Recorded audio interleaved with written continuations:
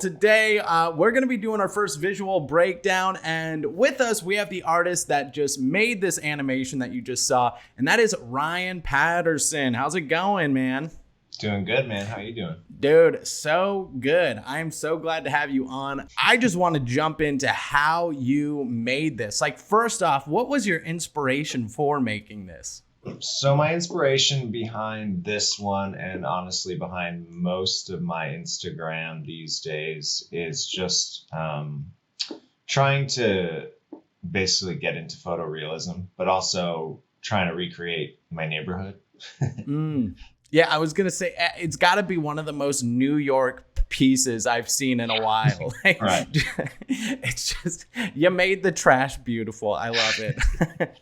Yeah, I mean, a lot of it is like just shit I think is funny, but it's also like I think has a very New York sense of humor because, like, you know, as you know from living here, you're just basically surrounded by garbage all the time. Everything's like kind of gross but kind of beautiful. So I like playing with that. I'm kind of obsessed with that.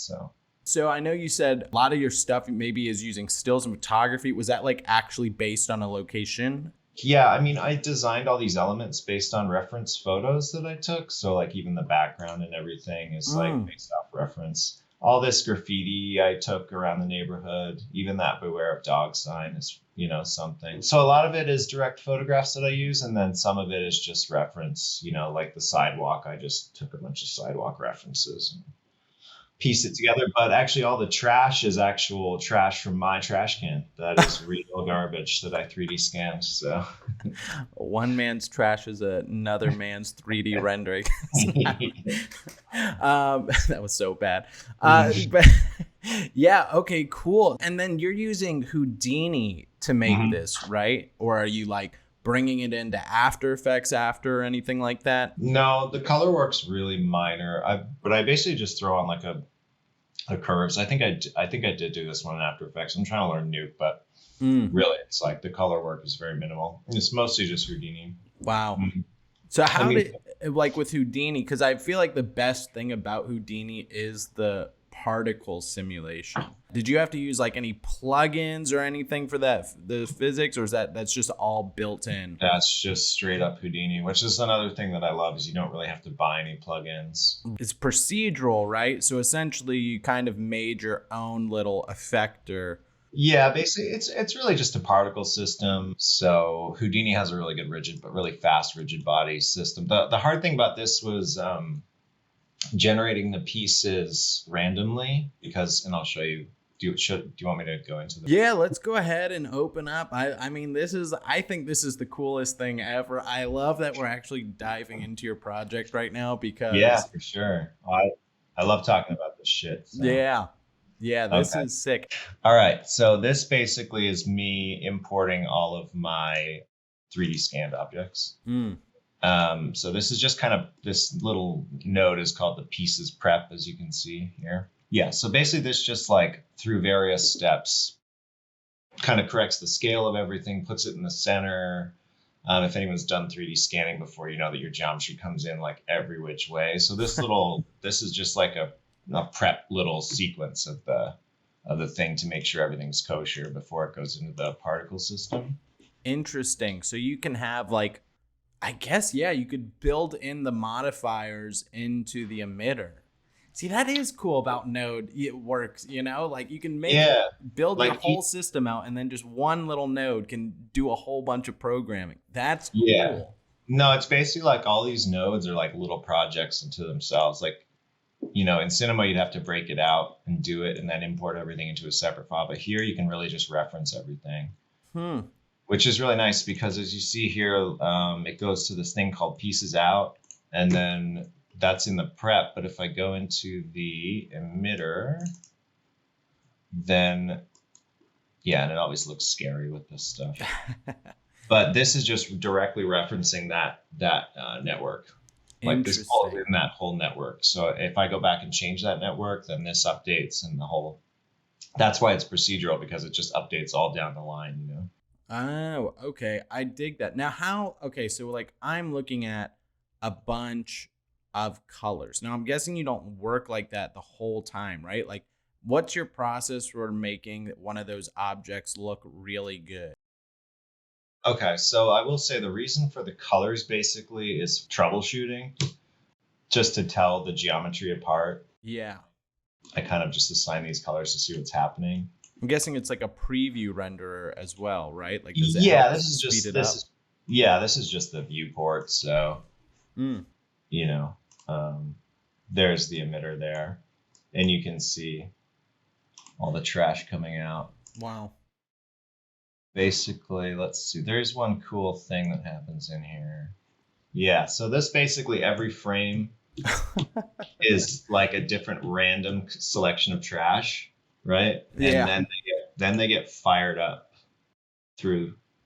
Oh crap! Shouldn't have done it. They basically get shot up every frame. So that's how the particles are working. Every frame is just a random generation of garbage that gets like forced up through this. This is the dot net here. This is the dynamics node right here. So with the rendering, what kind of like rendering, I'm just curious, is like, did you use Redshift in this? And then Yeah, you did. I could probably fire up a render right now. Oh, that would be, I would love to see that. And then how long does it normally take you to render a sequence like this out of Houdini? This is 1080 by 1920. I'd have to check, but probably between 5 and 10 minutes a frame. Yeah, that makes sense. That's a good round. That's what I try to limit it to 10 minutes a frame. I think you can usually get like a lot for 10 minutes. Yeah. And then I just, let it go overnight because these aren't that long. They're like 240 frames or something. Right. Oh, there we go. That's Redshift. Wow, that looks great. I didn't even realize like the trash can looks great with the reflections. All right. That is fantastic. Thank you. Let's get the actual camera here. So yeah, with this scene, I usually repurpose a lot of these elements. So I don't really build these things from scratch. I sort of build like these elements and then keep using them in various places so they're not super right. Like I'll retexture them or something. But I've been sort of building a library of geometry. Dude, this is fun. I love, and I just can't even comprehend. I think the craziest thing that I love is how you are just scrubbing through a particle simulation. Well, I guess it's probably baked, is it? Or this is baked. Okay. Okay. Yeah. Well, is it still run pretty fast even when it's not baked, or? Houdini's like this one, because it's in its final phase, runs slowly, but I was definitely able to prototype it really quickly. That's what I like about Houdini, is it not only does the most like advanced stuff, but it kind of runs the fastest too. It's kind of crazy. Yeah. Especially compared to Cinema. I've actually never used Maya, so I can't compare it to that. But actually, the other project I have open here is this procedural dumpster I've been building. Oh, I love that. Trying to sell this, build this into an asset, and I can sell it to sort of like the larger. I think I told you this in person, but the larger point of this building all these cityscapes is to make a short film. Oh, so your whole Instagram is kind of gonna be like, yeah, that's right, into a nice little short film. I love that. I love that. So then also to finance the film, I was going to start selling the assets and do all this stuff. That's great. That's great. As selling the assets as NFTs? No. I do. Well, obviously I have NFTs. Who doesn't? Yeah.